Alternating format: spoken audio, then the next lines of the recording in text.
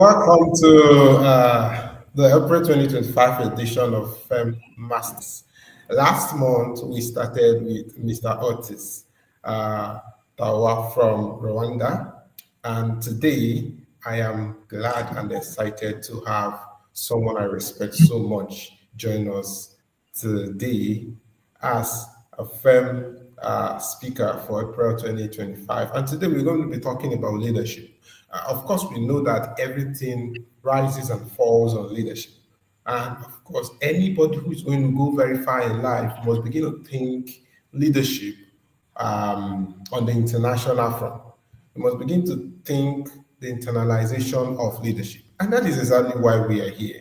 So I am going to introduce a few of, I'll just do a little bit of housewarming, and then we're going to welcome Prof to join us. Ladies and gentlemen, I am grateful, I am excited to have you join FELM Masterclass. And today, we're going to have Professor Frazier speak to us on leadership and internalization. But before then, who are the ones hosting or putting up this program?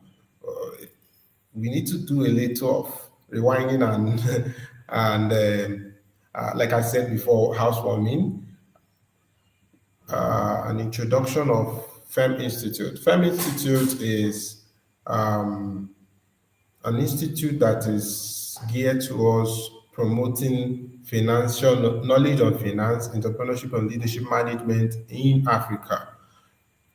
The Institute is an educational and capacity building platform designed to raise bold, competent, and impact-driven African business leaders. It provides accessible learning experiences, masterclass, and programs tailored to equip young people across the continent in the practical skills, mindset, and tools necessary to lead effectively and build sustainable wealth.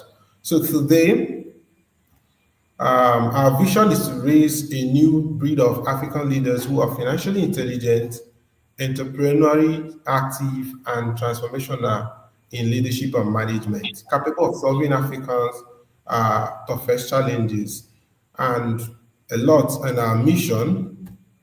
So how do we do this? How do we go about achieving our vision?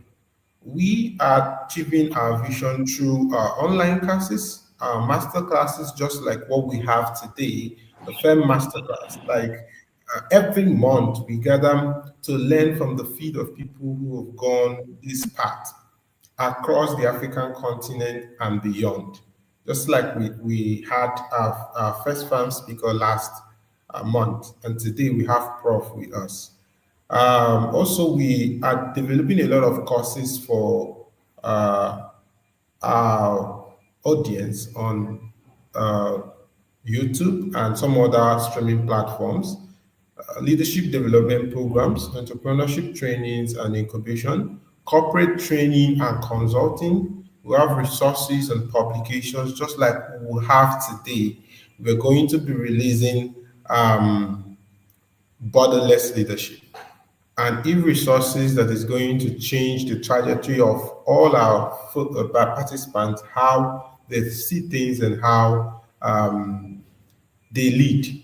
Not just a leadership kind of leadership that is confined within a certain culture, a particular culture, but a leadership that can grow and be effective at every given point in time, any place, anytime.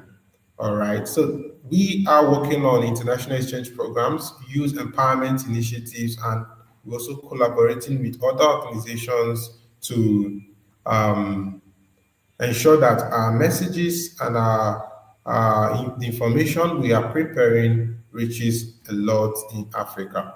So I want to know the people who are here. A lot are here already. I can see the numbers. It keeps jumping and increasing. Please, I want to know who is here, your name and where you are joining us from. Drop on the comments your name and where you are joining us from. What is your name and where you are joining us from? I'm looking out for that on the comment box. Okay, Daniel. Possible. Okay, Possible, where are you joining us from? Your name and where you are joining us from. Daniel, where are you joining us from? I can see a lot of other people. Daniel from Lagos. Okay, please comment your name and where you are joining us from. Now, what are your expectations? What are your expectations for this masterclass? When you came, when you saw the publicity and decided to come, what are you expecting? Fidelis from Enugu, Mmesoma from Bauchi State, Mmesoma from Bauchi State, Bright Possible from Abuja, Amarachi from Enugu, Solomon from Enugu. All right, amazing. Please keep dropping them. What are your expectations? I want to read one or two persons' expectations on the comments. One or two expectations. While you are dropping your name and your location, please drop your expectation. Utibe Udofa from Lagos. Thank you for coming. Thank you for joining. It's amazing having you here, and we are sure that it's going to be a time well spent. What are your expectations? What are your expectations? What are your expectations? Before we invite Prof for his session, what are your expectations? What are your expectations? I'm sure that we all have expectations before we came here. And of course, Prof is prepared to meet our expectations. I want to encourage you to come with an open mind. I want to encourage you to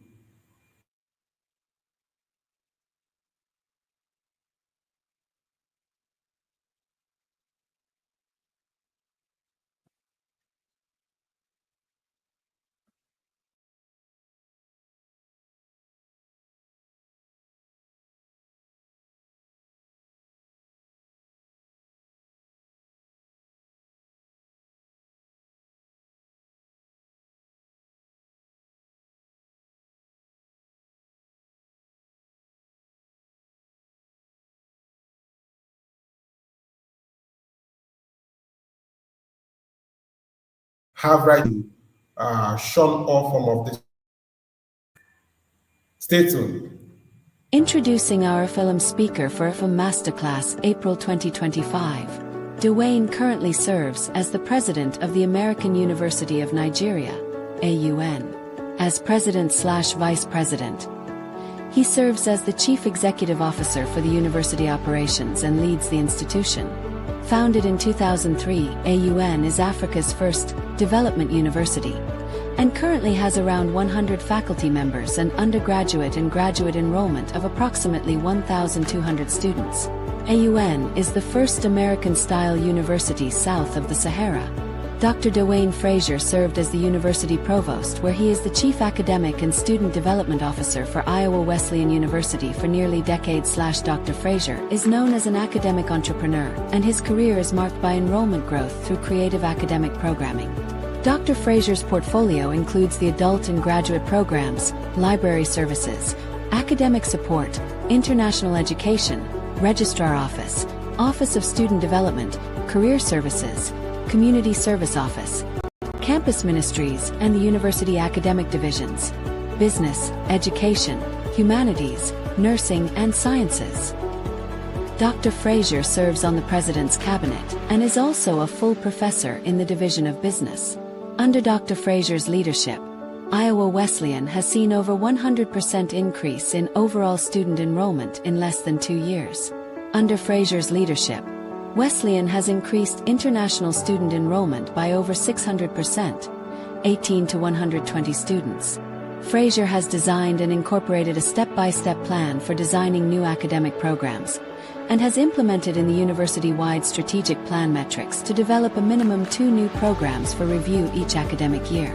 Under his leadership, the university has launched its first 2 graduate programs, as well as an aggressive micro-credential program. Frazier is a national presenter on academic entrepreneurship. Prior to serving at Iowa Wesleyan, Dr. Frazier was the Associate Vice President for Academic Affairs and Dean of the Graduate School at Campbellsville University in Kentucky.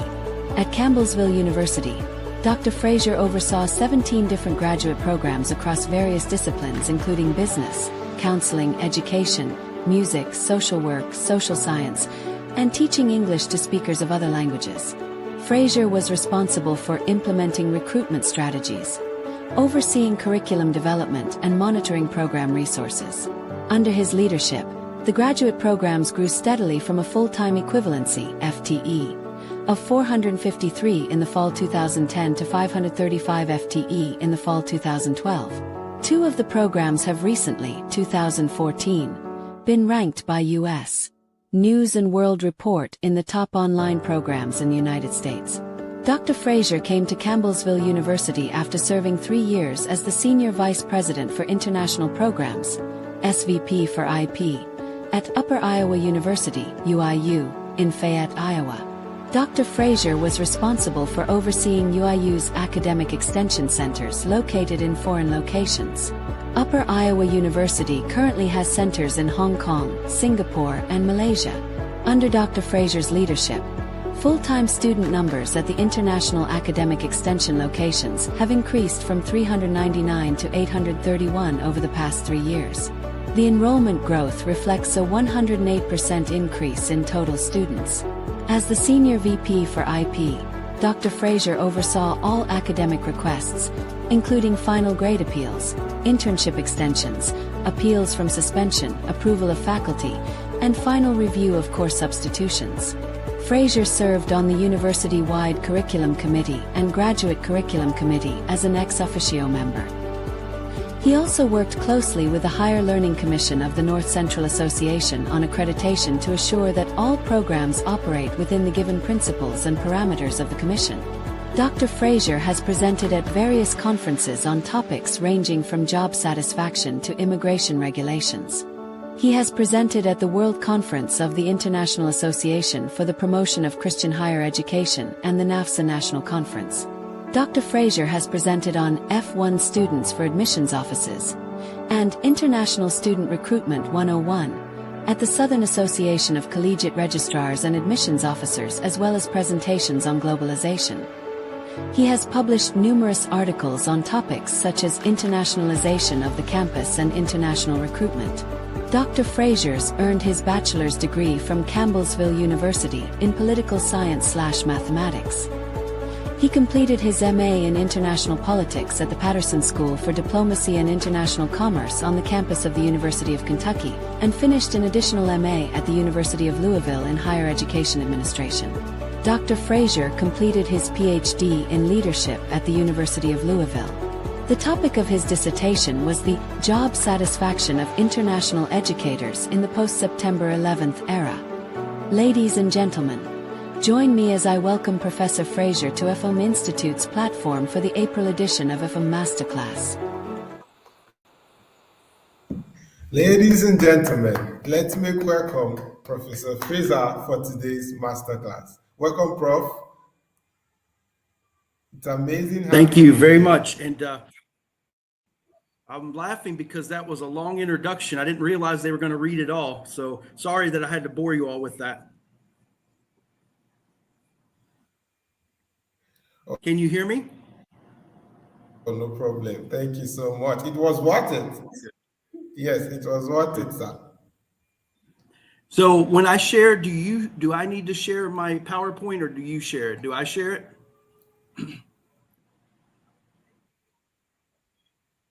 Can you hear me? Okay, maybe I should share it from my end. Okay, go ahead. So let me get started a little bit with you guys. I moved here 2 years ago. It was a really interesting thing because I was at a school called Iowa Wesleyan.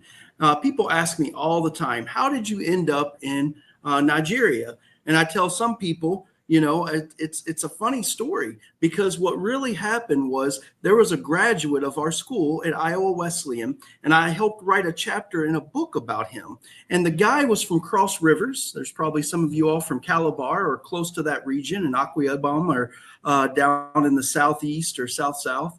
But what was interesting was the guy studied at our school in 1954, and he ended up being on the currency of the country. He was the governor of the one of the governors of the Central Bank of Nigeria, and also the governor of Calabar. His name was Dr. Clement Isong. So I helped write that chapter in the book, and so people started to know a little bit more about me, and it made the Nigerian people that ended up contacting me were very interested in what I was doing. So it ended up working out really well, coming here 2 years ago to be the president, or as you all say, the vice chancellor of the university. So if you can't pull it up, I'll go on and I'll put, oh, there it is. Perfect.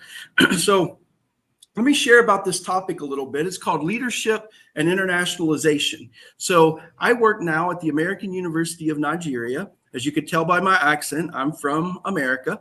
Our school, just so you know, is a school with many Nigerians who actually studied in America. So that's our professors. But we also have people from all around the world too teaching. We have over 20 countries represented on our campus right now, and we're located in Yola. So, Yola in the Adamawa state. So one of the reasons we're there is because we are a development university. So after the insurgency, we spent significant time helping rebuild the region. We work in IDP camps. I work with children and women's empowerment. I work in refugee camps. We do a lot of work, and our students are involved in that. So we'll go here for the first slide. Did it pull back up? We're trying to make sure the slides come up here. All right. So we're going to talk a little bit about international leadership and how you have it across cultures and across people. So I'm hoping my PowerPoint will come back up here, but I'll look myself at my first one and we'll show it to you. The first thing I wanted to share with you guys is we do have an e-resource.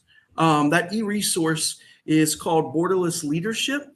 And you could talk with the people on this call, not me, but some of the people that run FELM, and they can help you be able to get that downloadable. I think the book is $5,000, but they're going to give you that special price of $3,000 to be able to do that. So make sure you check out the book and see what's happening there. So can you guys still hear me?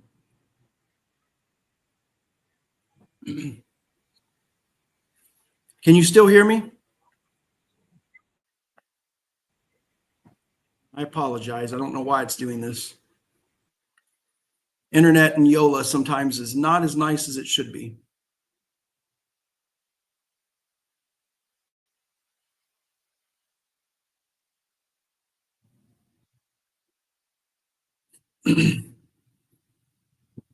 Hello?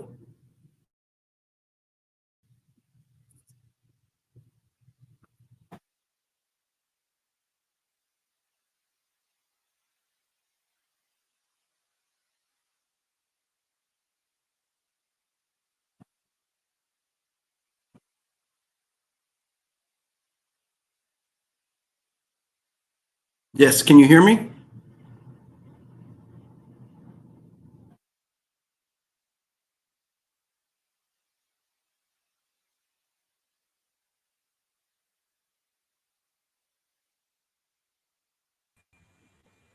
Yeah, hello, Prof. Can you hear me now? I apologize. We're having some weather issues and it affects the internet. Sorry. Okay. Please, you can go ahead while we work on getting your slide up. Okay, so I was telling you guys a little bit about the e-resource, and that's the second slide there. It may have got cut out when I was chatting with you about it, but you can get that e-resource from my friend Okeki here and some of the other FELM members. They'll give it to you as a download. The book was 5,000 Naira, but for the first 30 participants, they'll give it to you for 3,000. So I wanted to make sure I mentioned that as a part of FELM. And I've been a friend with theirs for the last year. watched and read some of their leadership books, and they do a really good job on that. And so I've enjoyed it myself, and I'm sure you will too. So I apologize for my accent. If I speak too fast sometimes, you'll feel and you'll get a good laugh, because you know what? You guys have really did that to me here, and it's been fun learning the differences in the English. So we'll go to the first slide here. So my first slide says my favorite phrase that Nigerians say all the time: no wahala.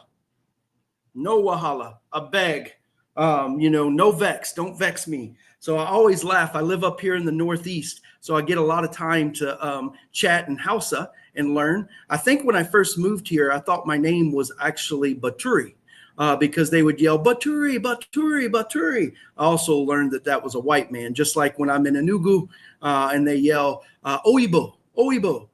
So that was fun. Also, just learning cultures and learning differences. And it's been a lot to learn the business practice here and how it's very different. So let's look at a little more details here.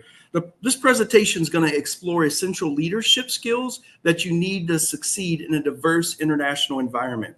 So here's what I have discovered. Every time I've worked in other countries, from Malaysia to Hong Kong to Singapore to the United States to setting here in Nigeria, one thing you always have to understand is a common history of the people. Where did the people come from? What are the issues that they deal with? What is the current political scene? So I'll give you an example. In Malaysia, the people that are ethnically from there are called Bumi Putra, which is people that were born in that area and raised. But what ended up happening is through colonialization, which we all know, terrible, what would happen, they would bring people over to work in their tea factories and other things. So they ended up having Indians and Chinese there. And those are two minority groups that are less than 50%. But those two groups have a very important role because they are the ones that really want to take education and go to school for education. And so the challenge had been they didn't have a school for them. Most of the schools were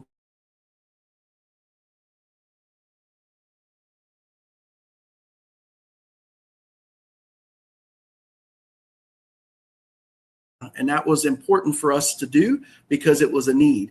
Every time that you're looking at leadership and looking at environments, you need to know the history. You need to understand more about the religion. Like here in Nigeria, my friends, it's usually 50% Nigerians are Christian, 50% are Muslim.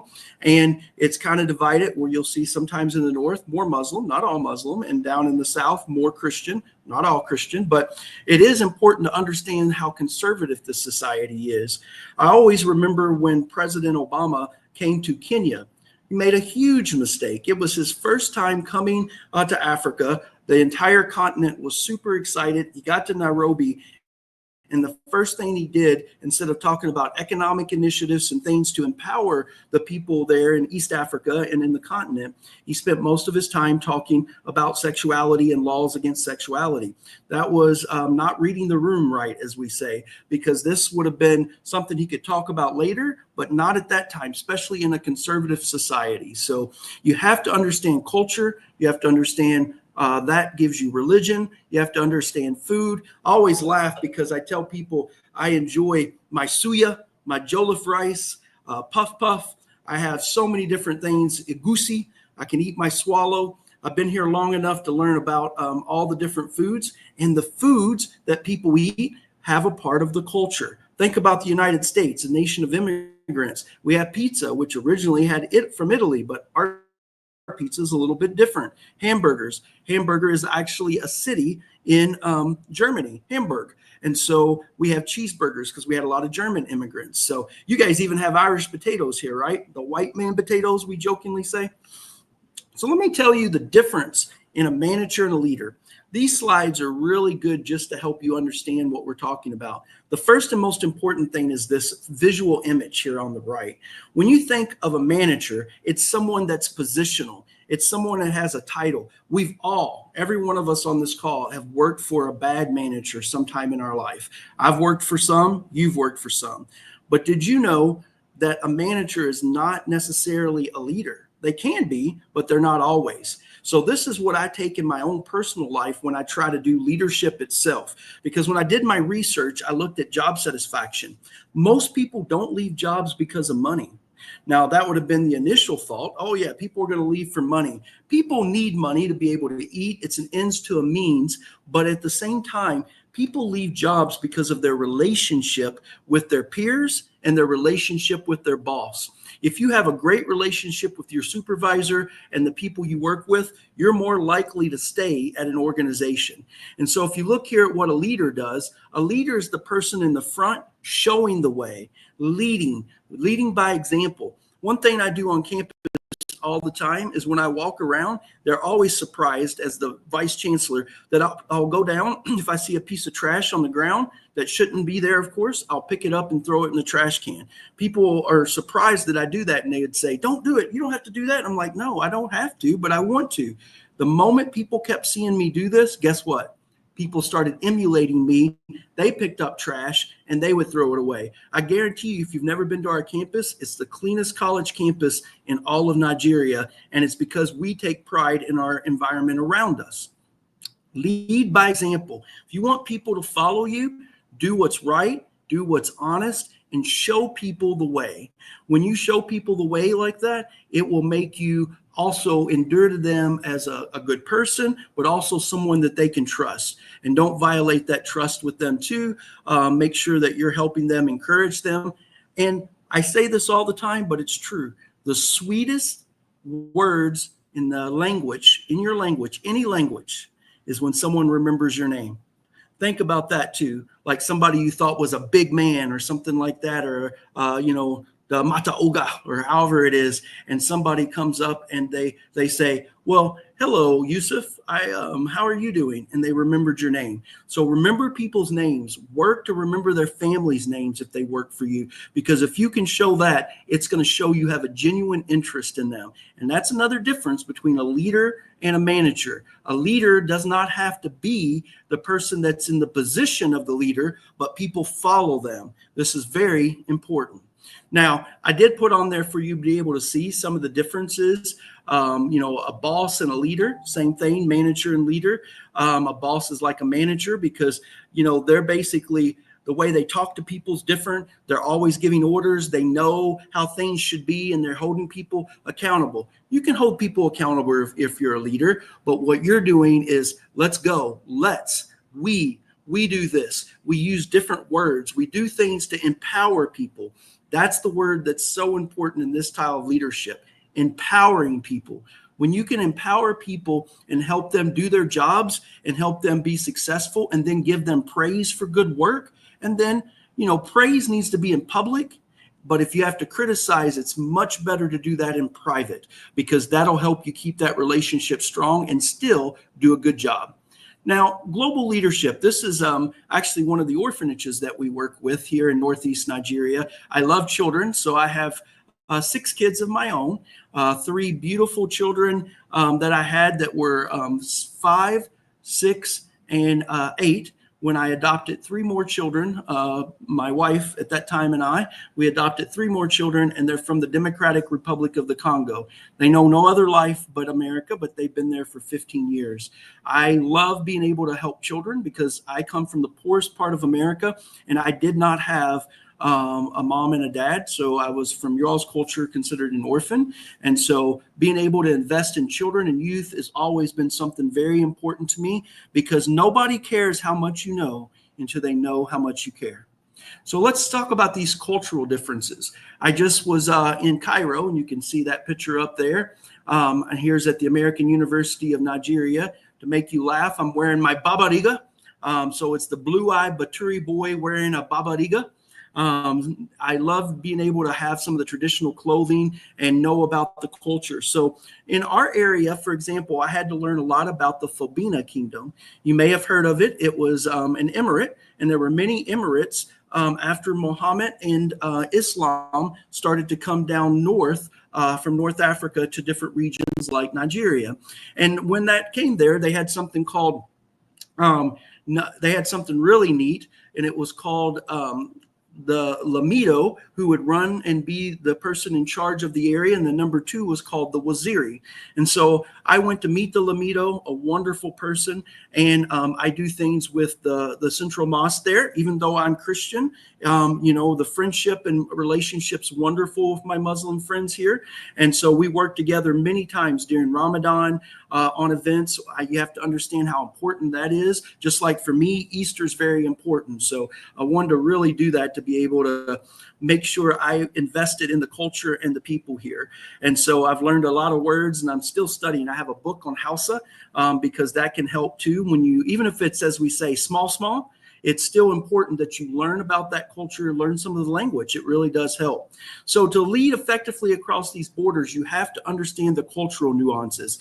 You guys have made me laugh so much because American English and Nigerians, it's different in many ways. It's fun, but it's different. I call what you all speak English, Nigerian English. So one thing that made me laugh is I would ask somebody, when is so-and-so coming to my office? And they would say, he's coming.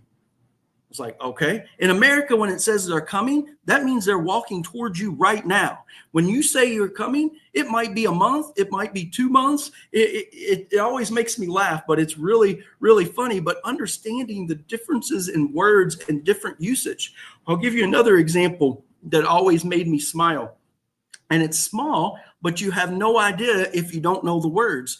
I used to get in the car and somebody would look at me and say, or they would see me somewhere and say, how far? I was like, how far? Alpha, beta, gamma, delta. No, I was like, what are you saying? And they said, how far now? I was like, where are we going? I don't even know where we're going. How far what? And then I realized after about 5 people did that to me when I first came here, that how far now is the same as the American phrase of what's up. But in America, when I say that to international students, I'll go, what's up, man? And they'll be like, looking up in the sky and everything. So it's really cool because, the language differences play a role in the culture, what we believe, what we say. Example, you guys have all kinds of different names for type of rice dishes and food. We have a lot of different names for things like different types of French fries. But you guys are not big on fried potatoes as much as we are, but you guys are big on rice. So you have many more names in that. So your English is even more extensive than ours in that. So what you have to do, like I was talking about, is you have to understand what a culture values, what it believes, and what traditions have shaped that culture. One thing that's very important in Nigerian culture that I've learned is the family unit. Absolutely something that I cherish is family myself, and I have such a high respect for Nigerians understanding and loving their families. If one family member makes it financially, they make sure that other family members are brought up. Unfortunately, in America, it's not always that way. So I commend my friends here in Nigeria for the love for their family. It makes a huge difference in a society when you can bring other people up. So the other thing when you're looking at is effective leaders are continuously learning about the cultures. What I do here is I go to villages and programs that we do projects. I've been in places like I'm in a state that's very interesting. It was the Fulbina Kingdom, so it has a larger percentage of Muslim, but interesting enough, there's an area that you go to, it's called Demsa and Newman, and it's the headquarters of the Lutheran Church of Nigeria. So my friend's the Archbishop there, Dr. Musa, and really cool because the culture is just a little bit different. They are also known as famous warriors, so they have certain dances and other things that they do. But just understanding, what regions and history and what culture is played in that will allow you to do better to sell things. One small example. In America, where I live in Iowa, it's the largest pork producer in the world. We produce more pork meat than any other place in the world.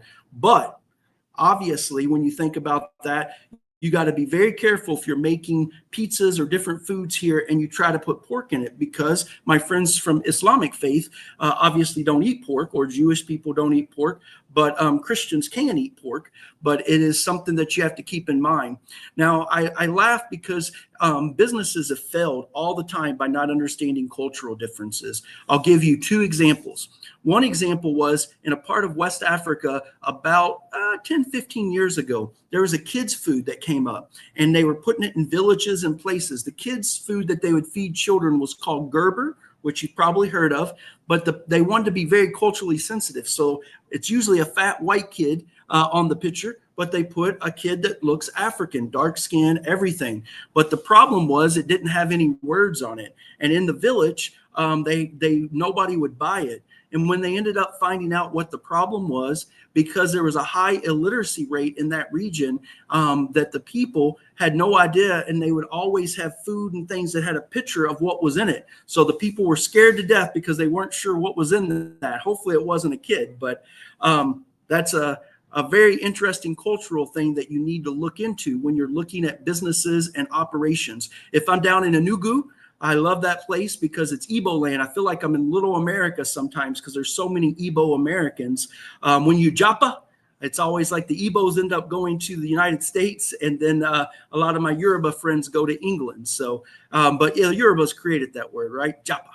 So I don't like Japa. I like people being able to build this country up, and that's why I stay here and I do the education part. So it's been great. The second example is in Spanish. The word ir means to go. And so they were trying to sell a car in back in Western Hemisphere in places like Colombia and Ecuador. And funny enough, the car's name was Nova, which means Nova. And Nova in Spanish, if you look at it, is Noba, which means no go. Nobody would buy the car because the car's name was, it doesn't run. So that didn't work out well for them.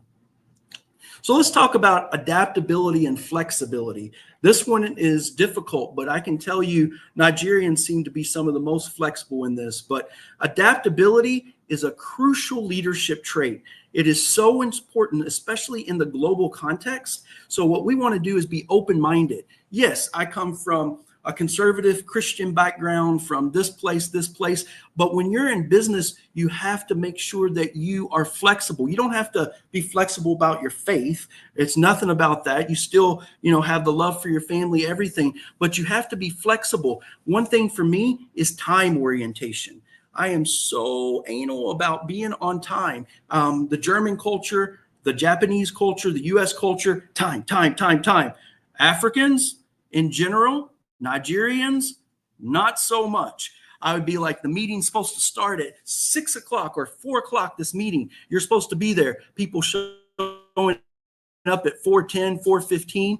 Oh, and another thing, we'll have meetings and someone will get a phone call and they'll pick it up and answer it in the meeting. That's considered ultra rude in US culture. So my first couple months, I didn't know what was going on, but I learned quickly that it was, they would just say, hey, I'll call you back or something. Not a problem now because I've become flexible and I've been able to adjust. If you come to America, you're going to have to adjust to some of our cultural things. We've had international students that would come 5 and 10 minutes late for class. Sometimes professors won't let you come in if you're 5 or 10 minutes late for class. And in the American system, we even apply it here. One of the differences is your professor engages you in conversation, engages you in discussion, and expects you to be prepared to discuss your opinion. And many times when people first come to our school here at the American University, they struggle with that because they're not used to be able to talk to somebody that's a professor in that way. They're used to the British style system where they take tests and they regurgitate information. It's called the Socratic method. But when we look at the strategies and the market dynamics, it's all about mindset. What you need to do is continue to read about places you're wanting to do business with, even if it's a state in Nigeria or if it's in West Africa. I mean, you guys are some of the best entrepreneurs I've ever met. I can tell you now that we have an IT program in information technology. I have students working at Google. I have students working for businesses in America like Microsoft. And what I've seen is students creating apps for problems that they have, how to deliver food or taxis or whatever it is. And that's one of the coolest things about Nigerians and about leadership is being flexible. Instead of saying, here's the problem, I hate it. Instead, they try to find solutions. And that's what leaders do. When you go out and you say, okay, I understand this is a problem, but here's the solutions that we can get through this. And we give some different solutions. Leaders are always about solutions. Problems can really pop up anywhere at schools like American University. It can pop up in some of the best businesses like Dangote and his wonderful businesses that he does really well. Well, he's been dealing with a lot of issues with the government lately because he's tried to refine, oil. So you have to be understanding that problems, wahala, is going to happen for any of us. So you have to be flexible. Show you a couple other things. I love superheroes. I thought when I was growing up I was Superman, but I put the word a towel. I put a towel on my neck to fly, and I jumped when I was about 5, and I landed right on the ground. So I realized that I really wasn't Superman. But what I did learn is you can be Superman to people by helping them and doing things that's wonderful. And so these are 3 of my Spider-Men with me. I bring back suits from America, and I have all kinds of different suits, and we go into schools teaching children about doing the right thing, being good people, and they love seeing the superheroes that we bring in there. We have the Black Panther, we have Iron Man, we have the Spider-Man, we have all kinds of different ones that the kids love, Wonder Woman. So effective communication across borders. This is the part that I struggled with, and it took me a year to get better in some of this. But, jokes don't always fit across other cultures. So let me give you an example. The British, they love wit. They love to play with words and make people laugh and do all kinds of things with the way they control the English language in a good way. But Americans, we love hyperboles, exaggerations. For example, one time I was in the car and in my Jeep, as you all call it, we say SUV. I was in my Jeep and one of my staff members said, "So what do you think about Stephanie, a person that works for us?" And I said, "Well, she seems pretty shady. I'm not sure about her." And I was just teasing around or something, but I was saying it in that voice. And he looked at me and said, "Oh my goodness, really? Why do you say that?" And then I looked over and I said, "He doesn't know I'm joking." And I said, "I'm just teasing with you." So I tease way too much in this culture, and I've had to learn a little bit. Now people know me and they become flexible, and I've been able to do that with me as well. One thing I also learned that I did not like, and so I try to do a little bit different, is when people give speeches many times that we've had, they read from a piece of paper, like in graduation and other events, they'll read for like 45 minutes or something. So I try to do a lot of expository speaking, and I use stories, I give illustrations, I give parables. I try to do ways that relates things to culture and people, and then I try to watch and look with my eyes to the crowd, and I talk with people. If it's a smaller group and I know some names in there, I'll call out their name at different times. And that keeps people on their toes too when you're communicating. When you call someone out, let's say you're in a room of 20 people and you don't say anything bad, but you say, you'll look at someone and say, "Ahmed, what do you, I know you like this a lot too. You're like me, you like this color," or whatever. But when you do things like that, once again, people hear their name and you're looking at them, and it becomes more like a conversation one-on-one.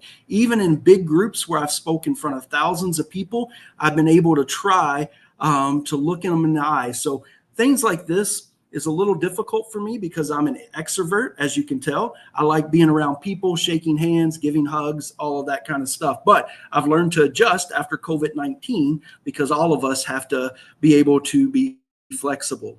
Also, the other thing is that leaders need to do, and this is a hard part for me sometimes because of being an extrovert, is we need to learn to listen. Sometimes they just need our ear. There's sometimes our team members are going to want to come, they're going to us, they want to talk about maybe challenges at work they have. And if you have a close enough relationship, there may be a personal challenge they're dealing with. And so just listening to people will allow you to do more. So I spent significant time in my first year here at the university talking to the drivers, getting to know all of their names and them, and the cleaners, and all of the administrative support staff. And guess what? I know everything that goes on in the university now because they've been very, very, very kind to me. And those people are always very loyal. The foundation of any business is not built on big men like me. The foundation of any business is built on the staff that does the day-to-day work, and you must treat them well. When you treat them well, your organization will flourish. I guarantee that. But leaderships must also develop their own interpersonal skills and be very sensitive to the cultural context. So if you look up here, there's different platforms, there's different ways, different diverse groups you can be in. There's different, phrases that you can say. I always smile too when someone looks at me and I get in the car or I walk in, they go, "Well done, well done." I'm like, I didn't do anything. And they said, well done. I'm like, okay. But the one that got me recently, about a year ago, is one guy just kept asking me how my family was. He would go, how's family? How's family? I finally said, do you know my family? So I don't think that worked out too well, because now I know that just means that's a greeting in Nigeria. Oh, Niger land, the land of wonderful jollof rice and my Super Eagles. Today I'm wearing my Super Eagles shirt. I also have a Super Falcon shirt. The coach is from Adamawa, Justin Madugu. So strategies for international success. So I'm always around children. I used to do children's ministry for a long time, so I love being around my kids. And I apologize how this printed a little bit. It ended up covering up some of the things. So in PowerPoint, it was fine, but in this, it didn't. So I apologize. And this presentation is nothing secret. If you work with providers, they can certainly give you this presentation. I don't mind at all. So building global networks. So let's say you're doing this international. We have a saying here in the African continent: it takes a village to raise a child. And I always apply that in so many different ways, because the truth is you've got to be able to have partnerships all over. It could be with different businesses. It could be in different countries. For me, I'm a foreign affairs expert too. And so I spend significant time working with the U.S. Embassy. And now we're the home of the U.S. Embassy here, called Window to America. We do programming, activities, have scholarship opportunities to the U.S. and others. We're also an Indian corner. So I've been working with the Indian High Commission, and they have a room here too. And we're working with the Rwanda government right now to do a concentration on genocide and conflict resolution. Being in a place where the insurgency was so high, we have a lot of expertise in our faculty about conflict negotiation. And so we actually play a role in that and have a concentration in this. So building these international partnerships can help your business grow in many ways. Just if you're trying to sell products, you could probably source it from China for a lower price and be able to give a markup here to be able to make the profit that you need to cover for shipping and to be able to cover for other items as well, and be able to have that to make revenue each month. One thing I can tell you too, when you're building a global network, don't always try to leverage your connections. Always try to look and find places that it's a win-win situation. People want to feel like they're getting something in your agreements and partnerships, and that's important. Win-win. It's something Stephen Covey's talked about many times in his 7 Habits, but it's something that is so true. If people feel like you're treating them fair, they're going to continue to treat you fair as well. But networking on an international scale, I attend conferences all the time. I'm a speaker in conferences. That's something cool and good for you guys to do as well. And I also seek all kinds of different relationships across the country. It's very important to me to be able to do that because, Nigeria, our university is a global university. We want to have these partnerships. And if you didn't, I'll show you at the end. I have social media on LinkedIn, Facebook, Instagram, TikTok. I do a lot of social media so that we can build the reputation of the school. It's inexpensive and it can do a really good job if you're selling a product or if you do interesting content. So by building this strong global network, you also get leaders to exchange ideas. I'm constantly talking to vice chancellors in other countries, and I learn a whole lot from them. And I hope that I'm able to teach them a little bit too. So don't ever fear being learning. The day that you stop learning is the day that you die. And so, you don't want that. Learning is all about being a leader is always about constantly learning. Everybody can teach you something. And that's how I've built my life. I was 16 when I graduated secondary school.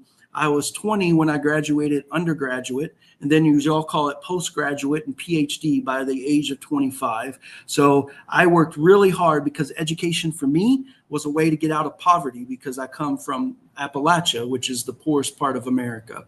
So what is this cross-cultural collaboration that we talk about too? We must include an inclusive teamwork environment. So what I try to do is make sure in my teams that I have perspectives from different people on my management team and others. So that's important to have a woman's perspective, a man's perspective, a Muslim perspective, a Christian perspective. Maybe your company has a lot of Hindus that work there.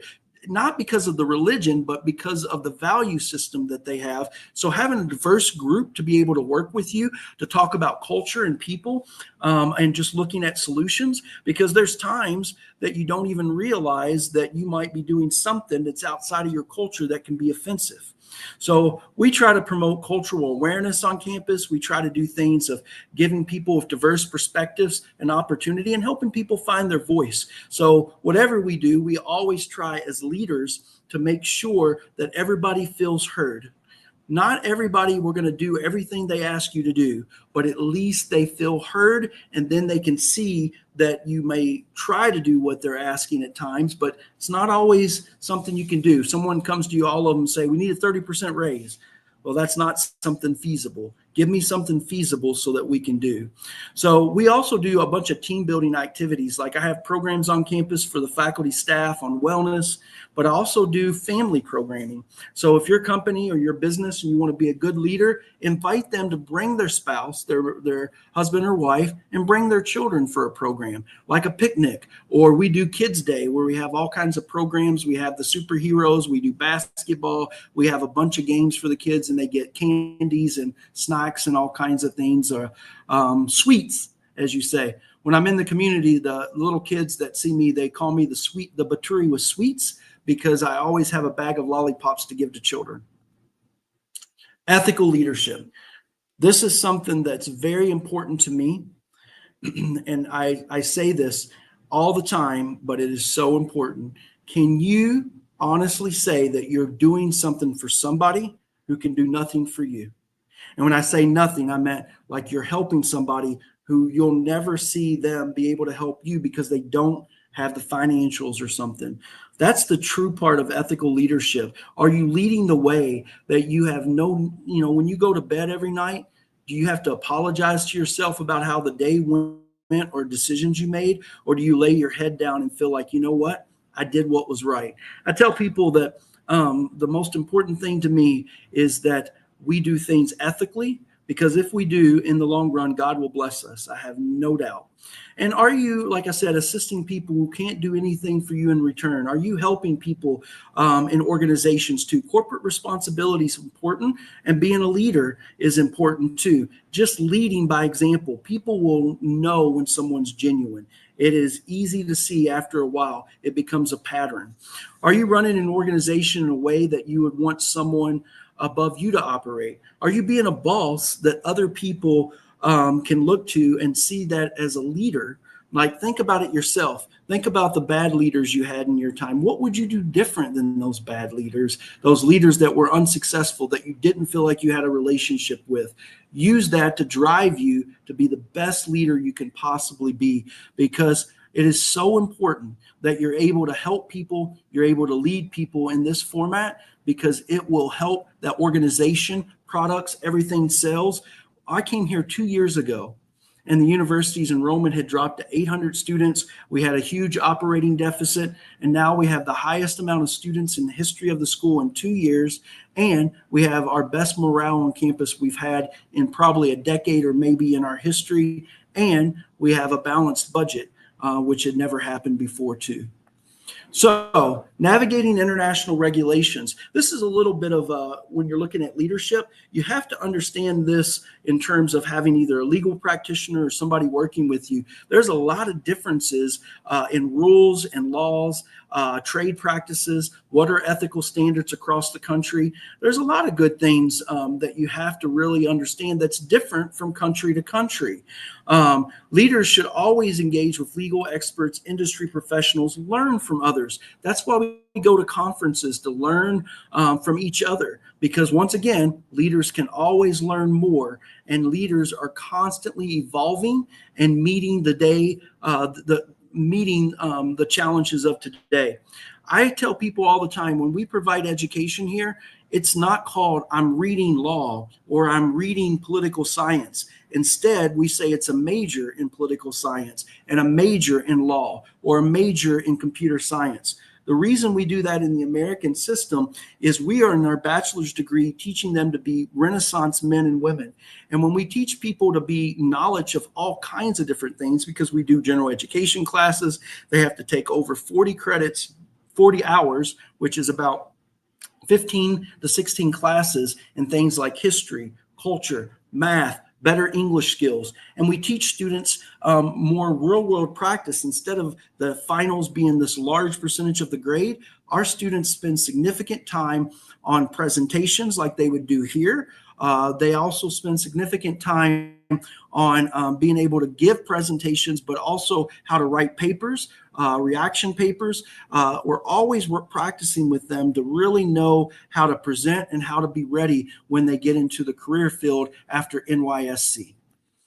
So in conclusion, when we'll go to a few questions here, I'll just say effective global leadership hinges on understanding, we talked about cultural differences and that adaptability to diverse environments, and employing more strategic approaches. Use data to help you inform decisions. Don't use data against people. That could cause a lot of issues too. But master these skills. Future leaders can inspire organizations to thrive way beyond their borders.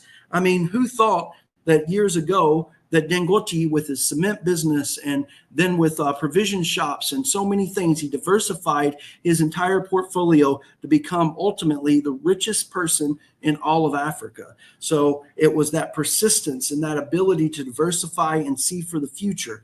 That's how even Elon Musk was able to do what he did to make his money with Tesla and others. So you want to create an impactful change in a rapidly evolving global landscape, then do things with ethics, do things with adaptability, and learn where you're operating.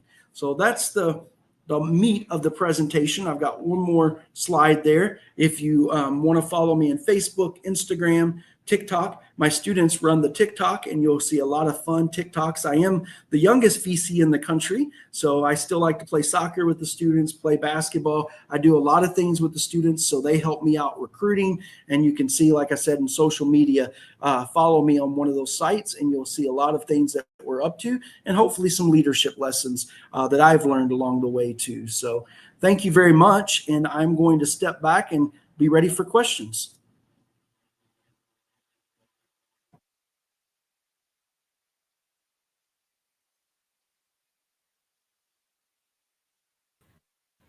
Thank you so much, Prof.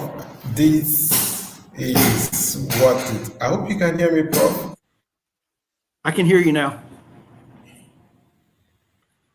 All right. So thank you so much. A lot has been said. I was following through all, and I'm sure our audience are also following, and they already have their notes. I can see so much comment. If you could look at the comment section, you see that the comment is on fire. The comment section is on fire.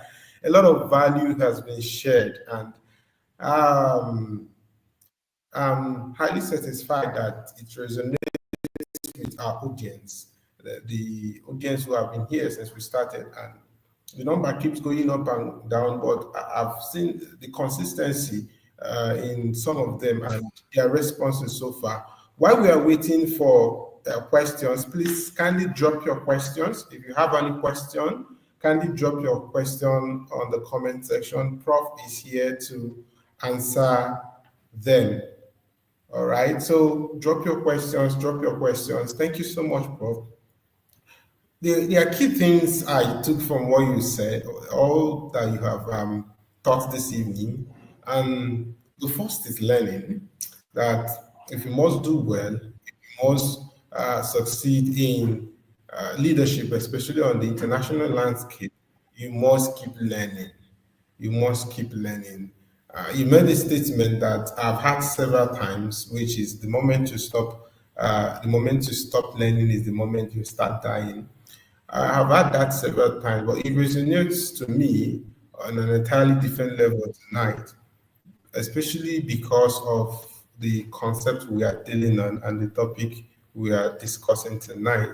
Anybody who must lead effectively on an international level must keep learning. Learn the language, learn the food, learn the culture, learn the dressing, everything you must keep learning. Thank you so much. Then the second is constant evolution. Keep evolving. Keep evolving. There's something about fixed mindset and growth mindset. Fixed mindset says, "Oh, this is how we do it." So it doesn't matter whether he gets into another environment or a new environment. He keeps doing things the way he's used to it, and that alone is a militant towards growth. It militates growth. If you say, "Oh, this is how we do it in our culture," you are likely not going to grow. And then adaptability. We live in a world that is constantly changing. There's always a change every now and then. And anyone who's going to succeed in leading on international level must be able to adapt, must be able to change his way of doing things, change his perspective, change and keep changing because the world keeps moving around, worlds keep changing. Like some people who are constant, who doesn't like change, will be like, AI is coming to take our job, but we can't. But why other people who are open to change and are adaptable keep learning the new trends of AI and they are using it to up their game on international level? Thank you so much, Prof. We are so grateful. I'm looking out Did for you know questions. that the only thing that's constant in the world is change? Kind of funny. The only thing constant in the world is change. Sure. Yes, sir. The only thing that's constant is change. And change keeps happening every now and then. And the truth still remains that the person who is not adapting to change is going to be left behind. That's why a lot of people, 20 friends, they say that 20 friends cannot play for 20 years. The only thing that comes in between those 20 friends within the 20 years is change. Everybody have gone through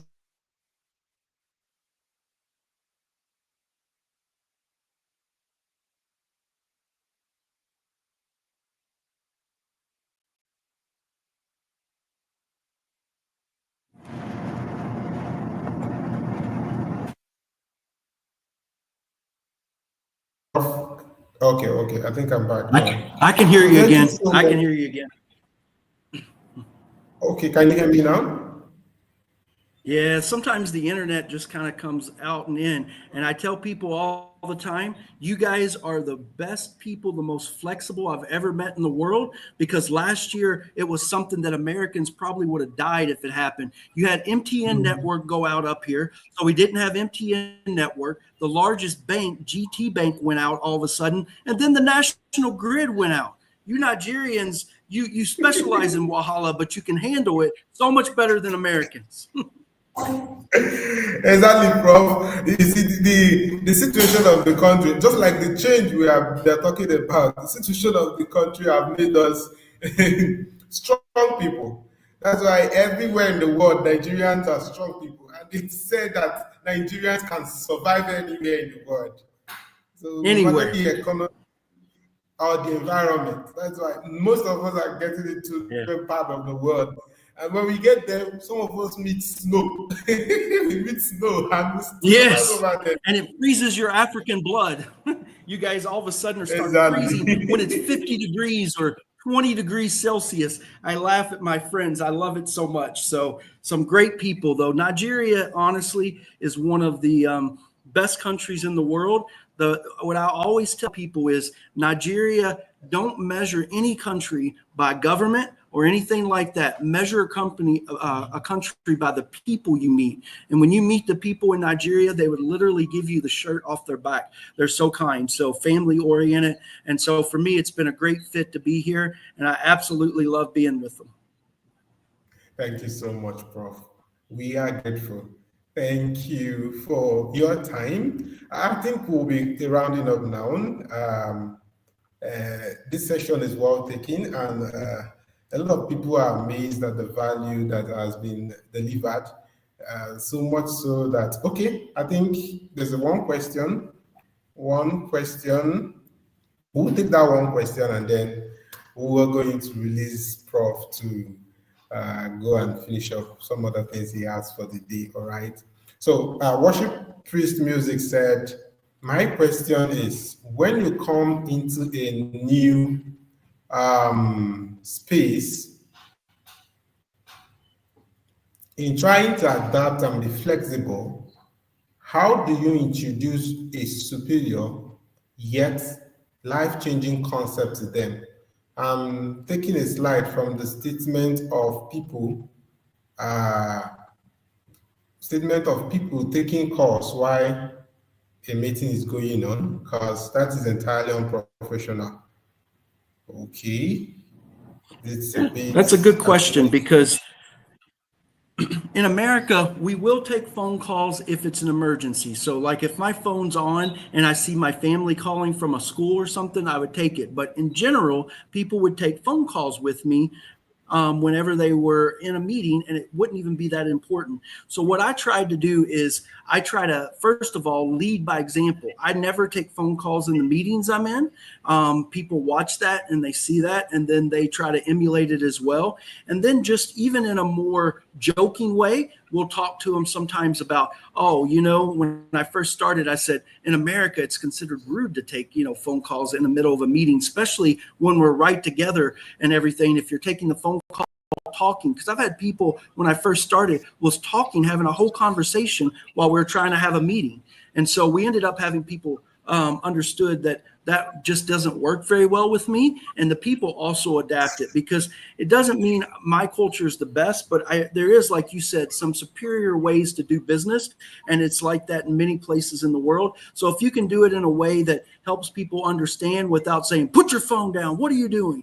Because people don't respond to that as well as smiling, talking about it afterwards, and things, saying it gets distracting, so we don't do it. And then people just will stop doing it because they see that the leader doesn't do it. So it's all about how you emulate things for people, and how you lead and how you show that leadership. That's, once again, difference in a manager and a leader.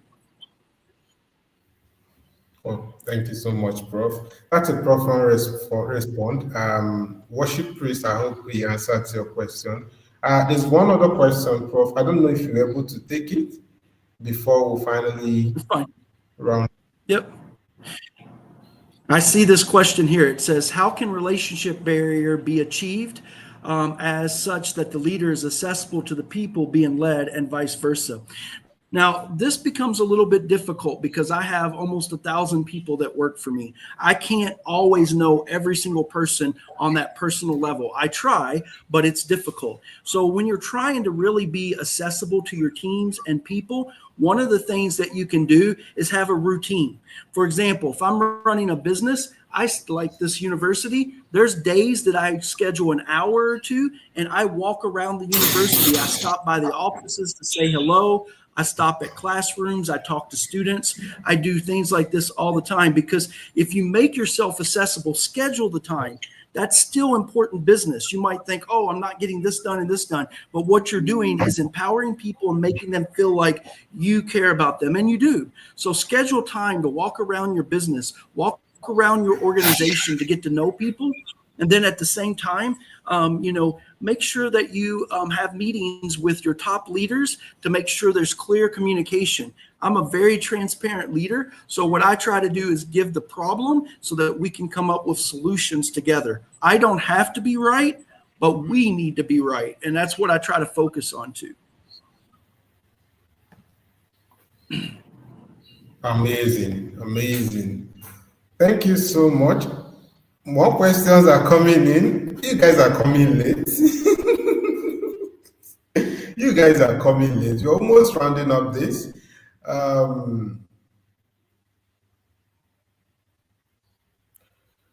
Prof, are you able to take this one? Yeah, we'll take it. How can a leader effectively communicate with people in a completely different cultural background?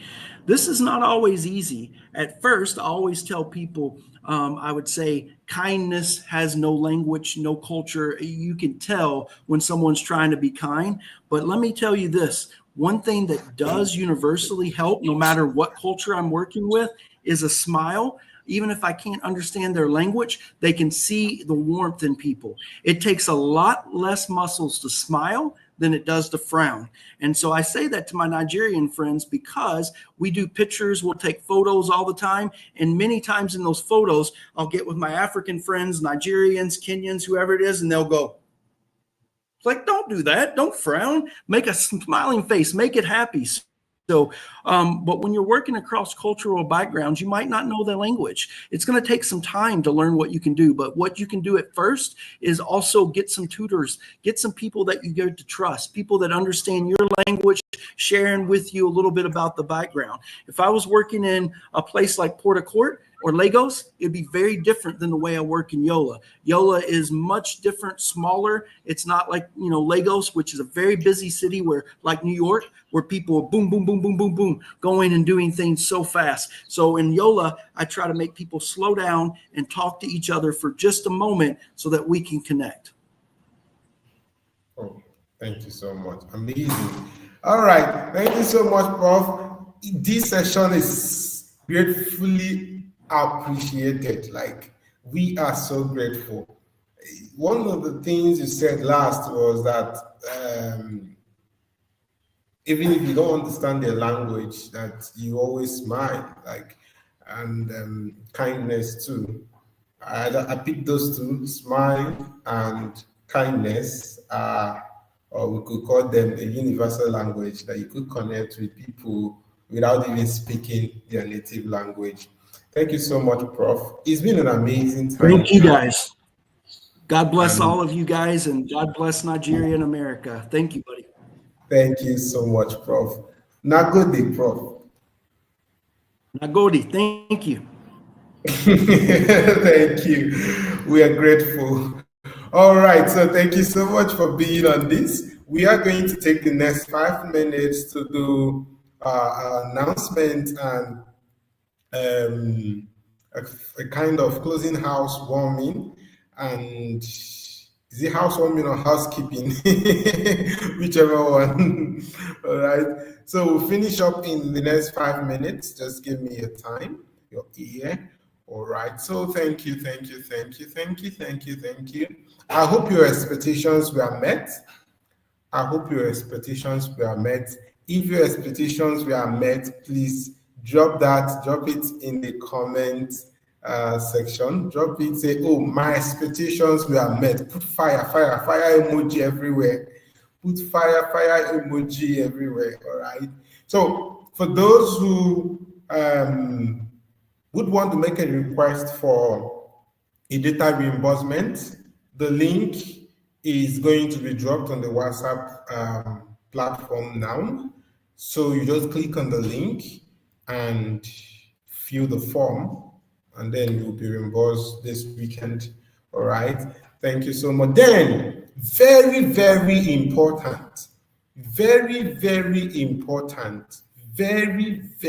important is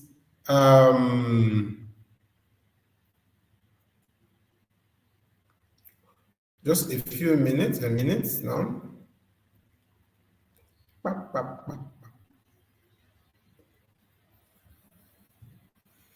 Very important is just FELM Institutes.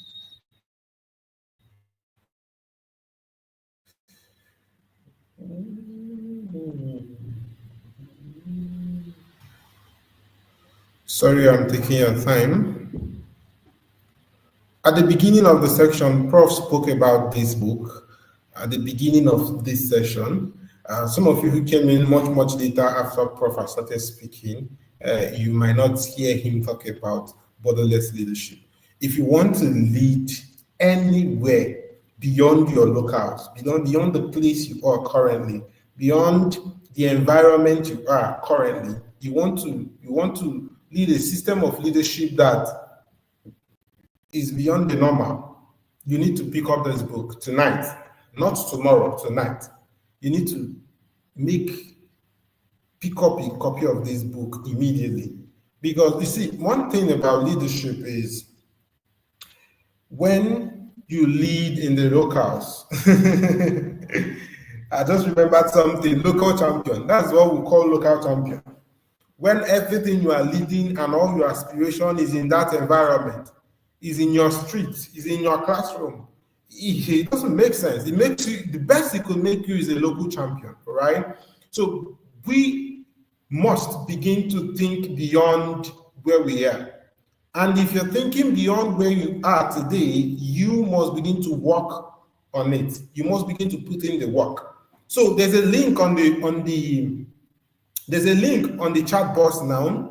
Click on that link and get a copy of this book now. There are two options. You can either pay on seller, you can either pay on seller, or you just make a transfer to this account. I want to encourage you to screenshot this so that you can make that immediately. You can make that payment immediately and get a copy of this book tonight. It's a book, less than 100-page book that will change the way you think and how you see the leadership entirely. All right. So make your payment tonight and get it tonight. It's just going for 3,000 naira because of the masterclass tonight. As from tomorrow, it will revert back to 5,000 naira. And when we put up other resources, you can't get this book alone. You will get it as a bundle, and that will be very much more expensive. So get them now. Get it now, as there's no room for procrastination, not tomorrow, but today. All right. Thank you for being here. You might want to join our communities. You might want to join our communities. I don't know how you got to know about this and you came. Great. Some other people are going to watch this after now because it's a bit permanent. Fine. But you would want to join our community. Joining our community gives you access. Joining our community gives you access to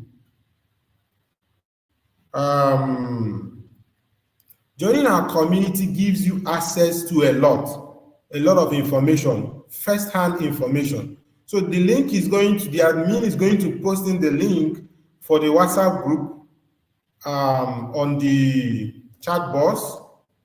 The admin will post the link for the WhatsApp group on the chat box. Click on that link. If you are not on the WhatsApp group yet, click on that link and join. It is important. As important as breathing air is, it is important to join the community, right? Join the community. Of course, there are already a lot of links going on the chat box.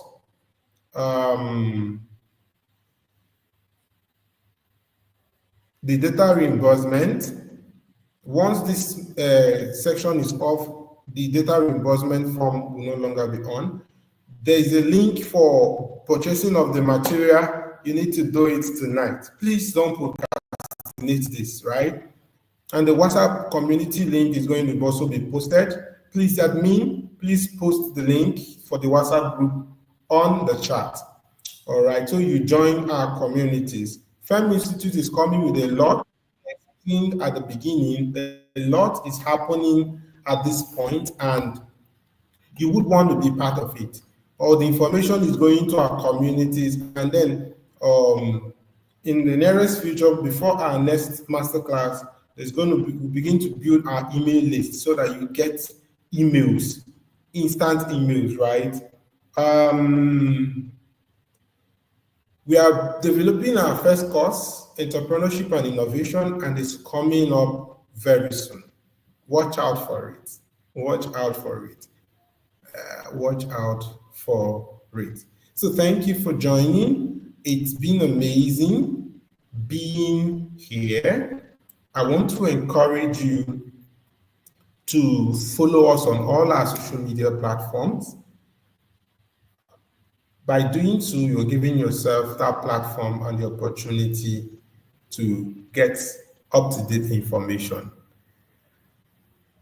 Until we see again, Love you so much. Thank you.